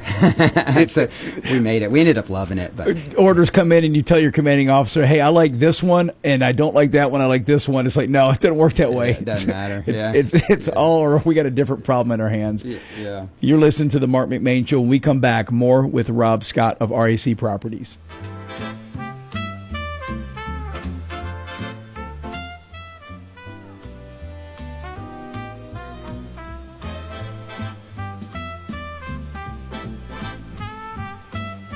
If you're in the construction business, you're going to need a dumpster at some point in time, and that's why you need to call Atha Equipment Rental in Monroe, now offering 20 and 30-yard cans. Atha Equipment Rental now offers a complete line of landscape and construction equipment like tools, trenchers, floor sanders, jackhammers, and so much more, like rentals for your parties with tables, chairs, popcorn machines, Dunkin' booths, and more. Call Jason Atha at 770-207-6041. That's Atha Equipment Rental on East Spring Street in Monroe. My name is Trace Akins. I'm from Moultrie, Georgia. To be an organ donor, it would make my family really proud to see something of me live on in someone else. I want my legacy to be me being there for someone who really needs me and helping someone out that really needs help, hoping that they will continue that legacy within themselves and do that with their friends and family. When you become an organ and tissue donor, your story continues. LifeLink. Register today at mystorycontinues.com. Double D Plumbing is a local, owned, licensed, and insured plumbing company in Loganville. You can reach Double D Plumbing at 770-466-8370. They have the ability to take on any plumbing job regardless of size or difficulty with experience in all phases of plumbing, including commercial and residential,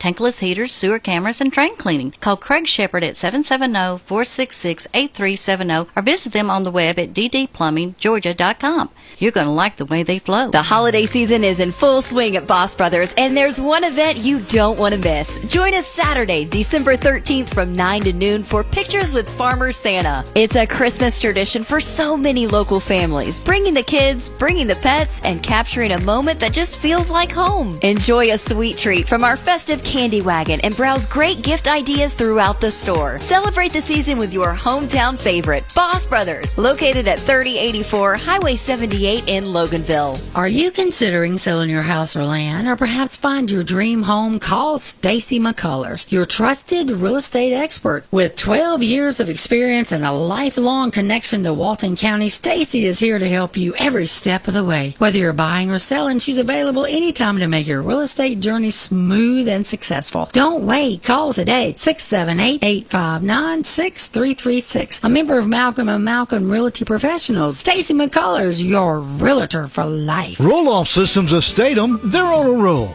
They offer dumpsters in all sizes, trash compactors, porta potties, and new combo cans. Existing sites are new building sites. Trash and waste disposal, it's their business. Locally owned and operated. Call Roll-Off Systems today. 770-725-ROLL. That's 770-725-ROLL. Or go to rolloffsystems.com. John Supermarket in downtown Monroe is proud to serve the Walton County community for over 50 years. 3 generations of the Thompson family offering the freshest produce, quality meats, everyday essentials, and now featuring Bistro South, a quick service restaurant with freshly made Southern cuisine and ready-to-heat gourmet meals. Always proud to support local farmers and suppliers, John Supermarket has the best meat in town and tons of weekly specials. Stop by and see them for all the ingredients, gifts, snacks, sweets, and everything in between you need this holiday season. Welcome back. Marc McMain, our guest is Rob Scott. He is the owner of RAC Properties in Watkinsville. We are talking about his acumen as it pertains to real estate investment, the success that he and his wife Cindy have had. RAC Properties has got a very respected name in the region. What do you believe has been the key to your company's growth and success? Yeah, I think it's initially it's doing what we say we're going to do. So our reputation is like known closers. So like if I put a property under contract, our motto is we buy homes quick cash. Okay. And it's absolutely true. I can close in a couple of days, and when we put it under contract, it closes. Like, I mean, I've bought almost 2,000 properties in and around Athens, Georgia, and we probably had 10 of them fall out, Wow. And that's because it's bad title or something, Yeah. but otherwise, and so, you do that, and realtors or anybody will call you because They trust you and they know that it's going to get done. yeah. Yeah. I mean, do what you say you're going to do, right? Well, what I'm impressed with is you guys do a myriad of different things. You build new homes, you have a rental portfolio, you flip. I mean, so you sometimes people specialize, right? They just build or they just rent, but you kind of take it all on. Yeah, we basically have three separate businesses. But what's a little different from us is that I'm the only customer, which is kind of unusual. Like people manage properties, and we do manage properties, but we manage my properties, right? Mine and Cindy's. We build properties, but we don't custom build anything. We just build spec homes, kind of bread and butter, basic homes, Okay. and then we sell them. And then we flip homes. We kind of inexpensive homes. We try to keep them the low end stuff, Yep. especially in this market. Sure, yeah. The expensive stuff's not selling, People need so. homes to buy, and it's not an easy market right now for first time home buyers. Right. Yeah. So that's a separate. We've got a lead for each one of those business models. How did you guys adapt to the inflation? Because we saw it. We built a home down in Florida a few years ago, and boy, overnight, windows, doors, appliances, everything involved with building a house, lumber, concrete, skyrocketed. So for somebody like you, who this is your business model, and this is how you're paying your employees and feeding your families that trust you to provide employment, how are you guys dealing with that at that time when it was just through the roof, and it still is kind of right now? Yeah, it's prices have come down, but certainly not pre-COVID. The fortunate thing is, while prices went up, it was like during the COVID housing prices, we were able to generally get a higher price on the resale. We were able to get our rents up to offset somewhat. The rents still don't cover the mortgages the way they used to. The multiples are not like where they probably should be and where they have been historically. That's why overall I would say we're net sellers of real estate now. We probably each year sell a little bit more than we buy. Whereas in that 2010 to 2014 we were net acquisitions. buyers. Yeah. I've had people come to me all the time and they'll say, hey, I want to get into real estate investing. Not that I'm a big investor. I do very minimal on the real estate side, but I understand the market. I've been an agent for 20 some odd years. And I'll have young people come to me and say, hey, I want to get into real estate investing. And I tell them, to go and buy a property that is going to capitalize, it's just hard right now. You'd have to get lucky. You'd have to find something, or you'd have to be really good at the remodeling process yourself. To buy a pure fixer-upper. I see. So my logic is, what I tell young people is, hey, buy a home that has a mother-in-law suite or a basement you can rent. Do you think that's a good way for a young person who wants to get into the rental side? Yeah, I think that's not a bad idea. Where we got started was kind of inner city, low income areas. Places like maybe we weren't entirely comfortable living ourselves, but somebody has to live there. So sure. So that's where the cheapest houses are that you can put some work into, and then you rent it. So maybe it's even difficult now, but maybe you can find something for $80,000 to $100,000, put $20,000 or $30,000 into it, and rent it for $1,200 or $1,300. And then you have cash flow. Yeah, a little. Yeah, but like if you're buying like a standard house for $300,000 and it rents for $1,500-$1,600, that's not very good. Where do interest rates need to be for that portion of the market? So for the investor who wants to buy a rental property, where do real interest rates need to be, Rob, would you say? Where would you like to see them land if there is a landing spot? The ratios are just out of whack. It would take prices coming down, honestly. In addition. Yeah. But, if they got down in the fives again, low fives, I think you could get a lot of people off the table. You might have to put 30% down to make it cash flow where you need it. Right. But right now I'm having to put 50% down, and that's on something I build to cash flow. That's not good. No, that's not a model that, but if you could get where you only have to if you get a really good deal, maybe you put 20 or 25% and it cash flows. Well, and I tell a young homeowner too, to put things in perspective, the 2.8 and 3.3 and 3.5% loans that we saw a few years ago, that was an anomaly. Right. If I go back, I was talking to my father the other night. I think his loan on the house, the first nice house that we bought down here in Georgia when I was a kid, I don't want to say he was at 12%. Yeah. The first house that Liliana and I bought was at 10%. I think we refinanced to 7, and that was like a home run for us to get it from 10 to 7. So I think we kind of became spoiled. Yeah, 5 to 6 is very good. They kept quantitative easing, and they put it in place in like 2008, 2009. They kept it in all the way really through COVID, and we had imaginarily low. I mean, they were real, but they shouldn't have been that low for 15 years. Yeah. I mean, we should have lifted that in 2013 or 14, and rates would have been up 6-7% for a while, and then maybe drop it back down for COVID. But yeah, it's tough, man. Yeah, no doubt. You're listening to the Marc McMain Show. Our guest is Rob Scott, RAC Properties. Rob, what advice would you give to somebody if they wanted to get into investing in real estate today? Not to get, we don't want to share your secret sauce, but just general advice. Especially in this competitive, rapidly changing market, would you tell somebody, hey, pump the brakes and let's see what happens a little bit? Or would you say go find that property and dive in? What do you think you tell somebody? Well, it's one thing if you're buying your first home. I think buying your first home, I wouldn't wait too long. I mean, you look back, except for if you would have bought in 2005, 6, or 7. Those are probably the only 3 years that you would regret buying any time in the last 40 or 50 years. So think of that. Looking back, right? One time in history, really, where it took that massive dip. Right. Otherwise, you look back 2 or 3 years and you're like, I wish I would have bought 2 or 3 years ago. So if you're buying your first home, there's very seldom, no real reason to wait. So if you haven't got anything, that's the first step. Buy your first home. And like you said, if you can get something with an in-law suite or something like that you could rent on the side, even better. If you've got that and you're looking to invest, it's just got a cash flow. I mean, the S&P 500 makes 8%, and you don't have to do any work. So that's right. If you can't make that on your real estate, then maybe you should keep looking. Yeah, because when you buy a home to rent, you have to deal with paying property taxes, insurance, maintenance. If there's a complaint by the tenant, you're getting that phone call at 2 in the morning. If the AC quits working, if there's a leak in the roof, that falls upon you.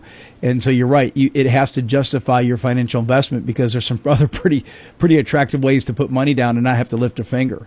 So it's no doubt. Yeah. The other thing I tell people as well, and this is something that Liliana and I did when we bought our first house. Yes, there was a specific area that we wanted to be in that we couldn't afford. So you have to be willing sometimes to buy in the outskirts of town or maybe even buy in the next town over. So, how far are you willing to drive is the question, right? But if it saves you $50 or $80 or even $100,000 in your home, it might be worth it.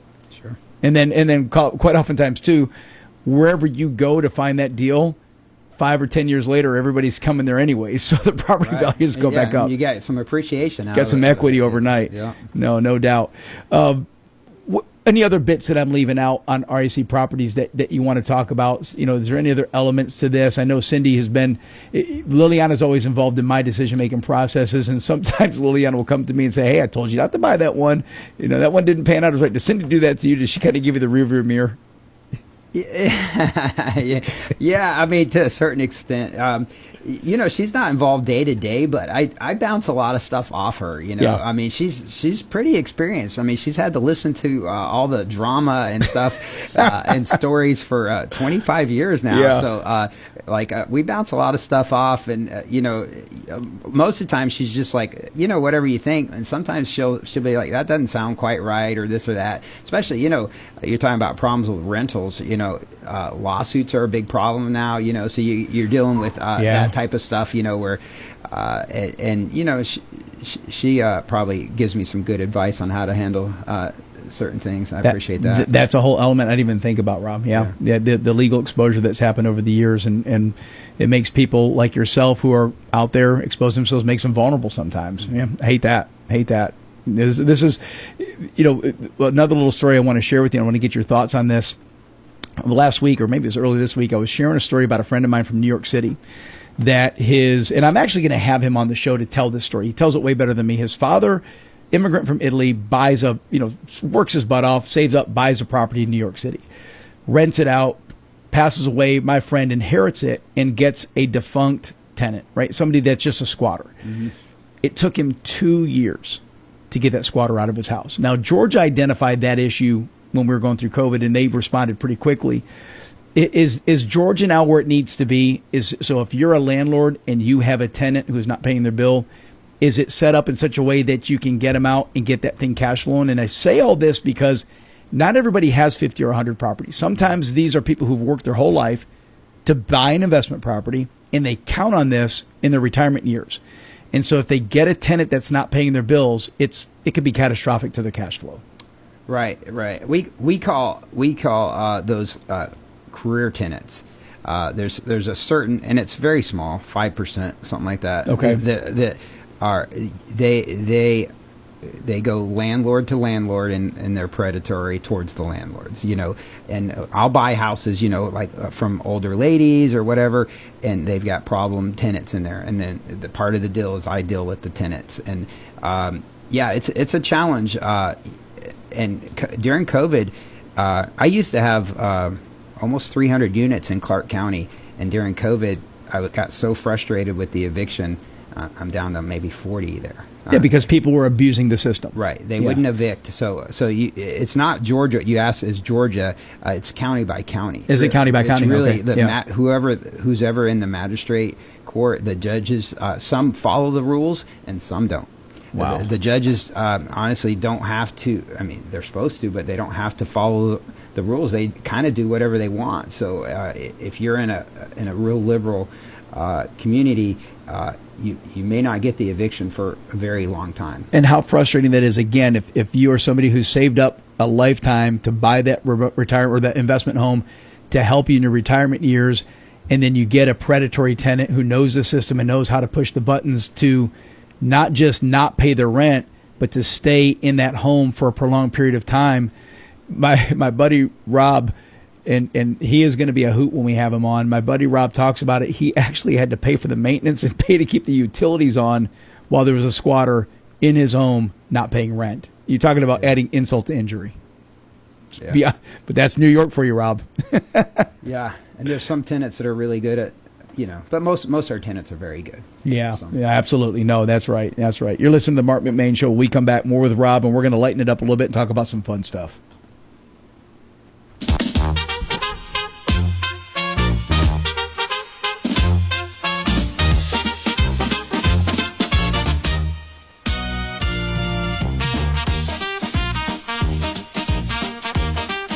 What matters most at Walton EMC?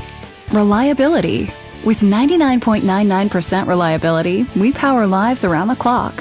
From investing in renewable energy to strengthening our grid, we're always working to keep your power on, even when severe weather strikes. And when it's needed, you can count on our skilled teams 24/7 to quickly restore your service. Walton EMC, investing energy in what matters most. Learn more at waltonemc.com. Hey, this is Doug. And this is Robbie. We own and operate Foy Tree Service. When you need tree cutting, stump grinding, lot clearing, mulching, firewood, and more, call Foy Tree Service. Serving Morgan County and surrounding area since 1987. With top quality service and fair prices, we take pride in our work, and we do everything to make sure that you are a happy customer. That's Foy Tree Service. Call us at 706-342-8733. That's 706-342-TREE.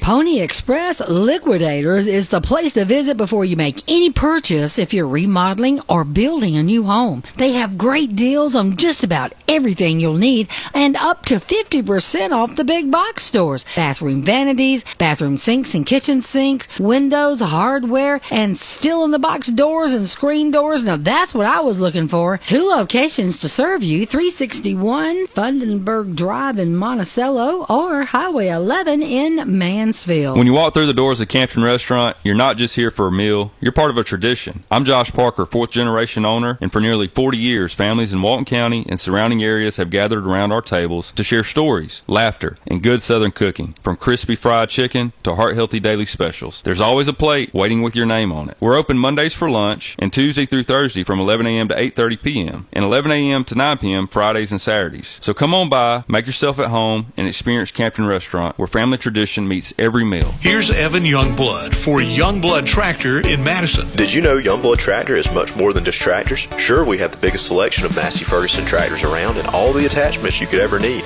But did you know we also carry the Kawasaki side-by-side lineup like the legendary Kawasaki Mule, Terex, and Ridge? That's Kawasaki's new cab model with heat and AC. Youngblood Tractor also carries the complete Spartan zero-turn mower lineup from residential to commercial zero-turn mowers. Combine that with our massive trailer inventory of equipment, dump, enclosed, and utility trailers, you can always build a winning combination at Youngblood Tractor right here in Madison. We also feature a full parts and service department to help maintain your equipment for years to come. Whether you're a full-time farmer, hunter, or property owner looking to maintain your land, Youngblood Tractor is here to make your next outdoor project a success. Call us today at 706-342-2242 or stop by and see us at 1600 Athens Highway in Madison or shop us 24 hours a day at youngbloodtractor.com.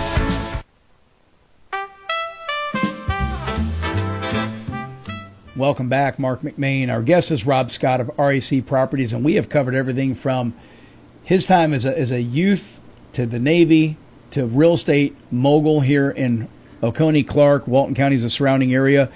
Rob, let me ask you this. This is a family business that you own. There's got to be somebody that helps you with the day-to-days. Who is your confidant within the company that kind of keeps you on track?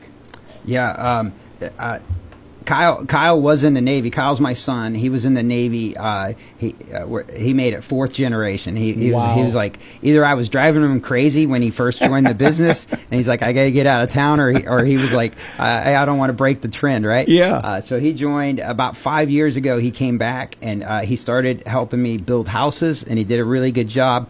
And then I moved him up to now he's Chief Operations Officer. So he does.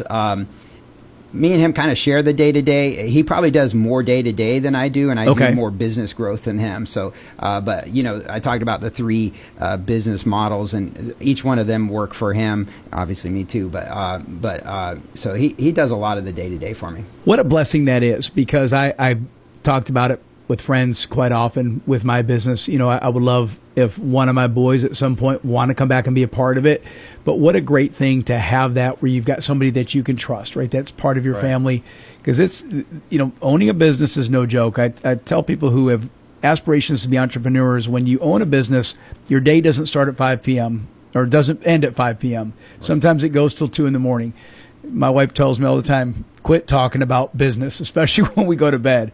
I've gotten better about that over the years, but to have your son, you know, willing to stand shoulder to shoulder with you on this, I know has got to be a joy for you. Yeah, it is. I appreciate it. Yeah, yeah, that's great. Let's talk about something else that's I know near to you, and we just witnessed a good old fashioned butt whipping this past weekend. Bulldogs. I know you're a big, huge Dogs fan. Yeah. Go Dogs. Yeah, yeah. Did you watch the whole thing on Saturday? Yeah, we went to it. It was awesome. Oh, were you there? Yeah. It was really fun. I just, you know, even when they're up big late, I'm never comfortable, especially against Alabama.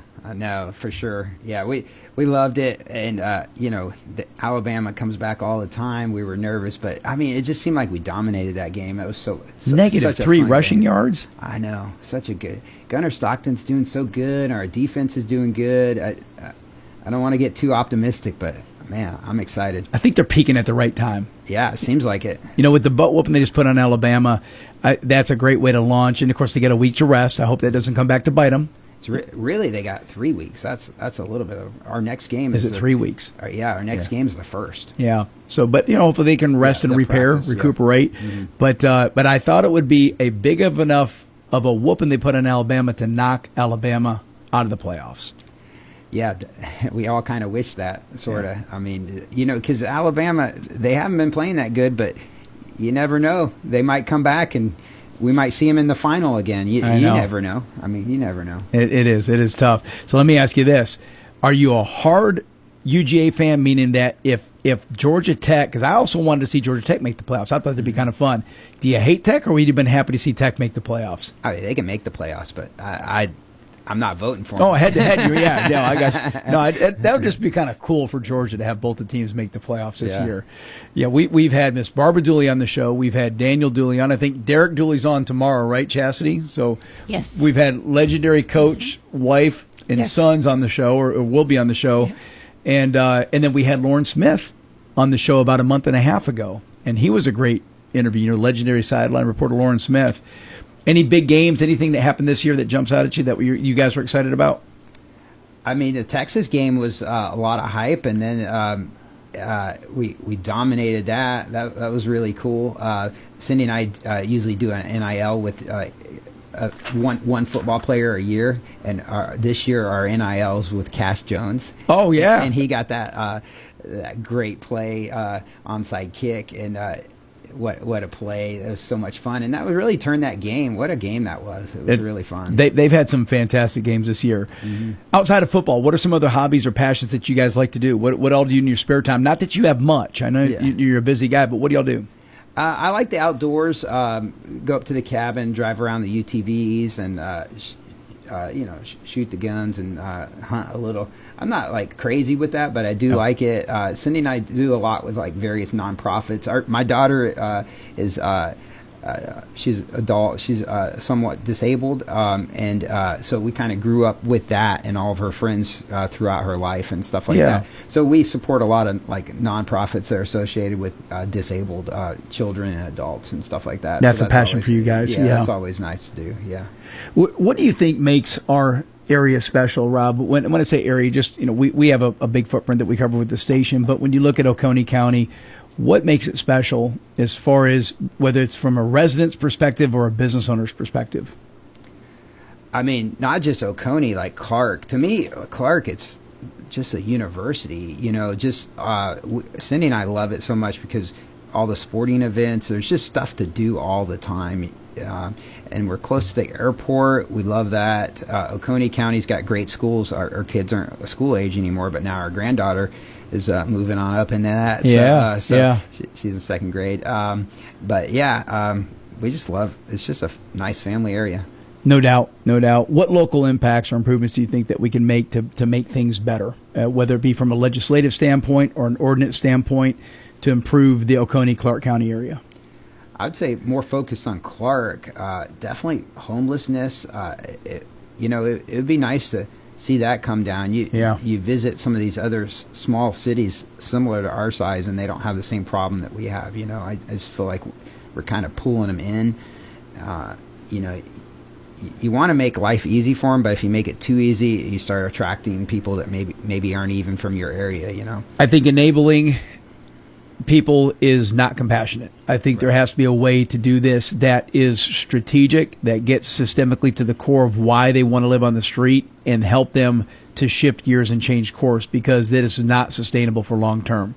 Right. And I tell people all the time, if you think that this is the right methodology, spend some time in Denver, Colorado, or spend some time in San Francisco. I have friends that live there in both states, and it is shocking what they have to deal with.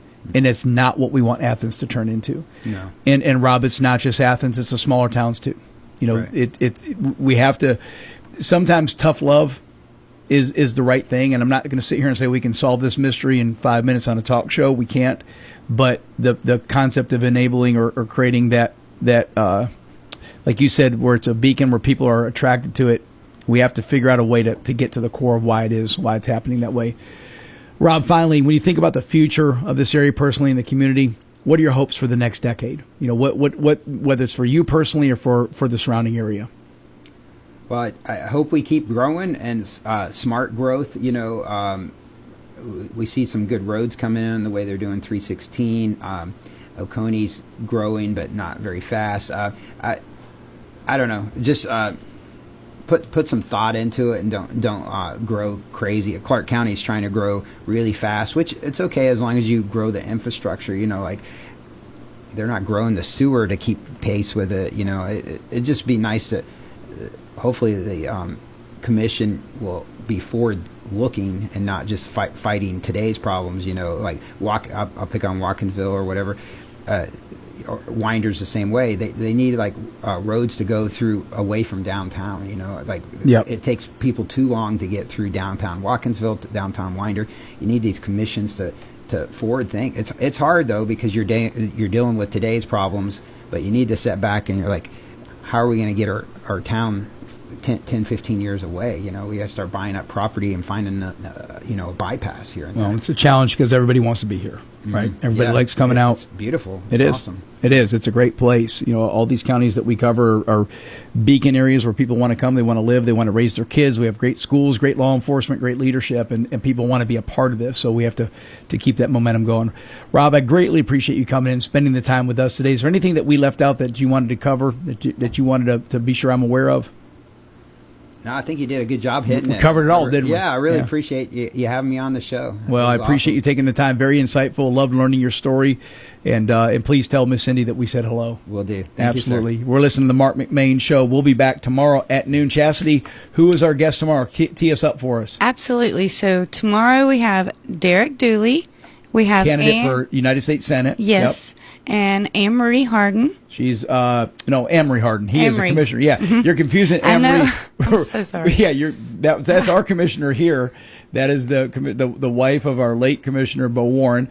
Anne-Marie Harden is a commissioner from Oconee County. That's Thank right. you. Yep. Thank you for clarifying. That sometimes can catch you. Yes, I get that. It does. Yep. And then we have Chief Glass and Mr. Bill Phillips talking all the new Walton County VFW. Chief Glass is our former chief of police from Monroe, and they're going to be talking VFW, and then I guess their Shop with the Hero campaign, which night number 2 was last night. Yes. I saw you at the Walmart. You were there wrapping gifts, being a good volunteer.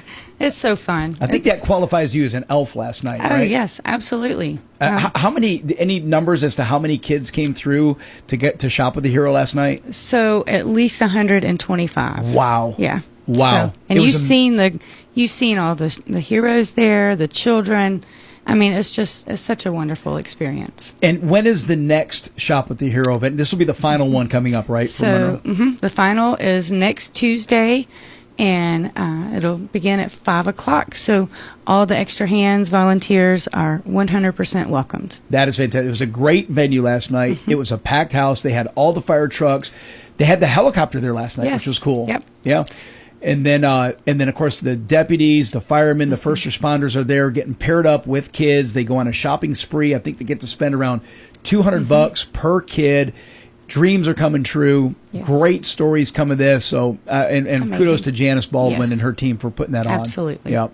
Well, that's excellent. Do you have some fancy song queued up for us too, Chastity? So, what you want to hear? Well, you surprise us. Yeah, you surprise us with whatever you've got. And folks, until we come on back on tomorrow, stay safe. We'll see you tomorrow at noon.